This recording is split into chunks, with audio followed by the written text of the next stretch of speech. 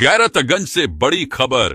नगर परिषद अध्यक्ष जिनेश जैन और भाजपा मंडल अध्यक्ष संजय जैन को बुधवार देर शाम जिला अस्पताल से डिस्चार्ज के बाद बेगमगंज जेल भेज दिया गया है। दोनों नेताओं के खिलाफ गैरतगंज न्यायालय ने जेल वारंट जारी किया था। दरअसल जून महीने में दोनों पर बीएमओ डॉक्टर अनिष्ट लाल से मारपीट करने का आरोप लगा था। डॉक्टर की शिकायत पर पुलिस ने मामला दर्ज किया था। जेल वारंट जारी होने की जानकारी मिलते ही दोनों नेता कोर्ट में ही बेहोश हो गए थे, जिसके बाद उन्हें जिला अस्पताल में भर्ती कराया गया था। न्यायालय ने अस्पताल से रिपोर्ट मांगी कि किस आधार पर उन्हें भर्ती किया गया है। रिपोर्ट आने के बाद दोनों को डिस्चार्ज कर दिया गया और देर शाम जेल भेज दिया गया। अब उनकी जमानत याचिका पर गुरुवार को बेगमगंज न्यायालय में सुनवाई की जाएगी।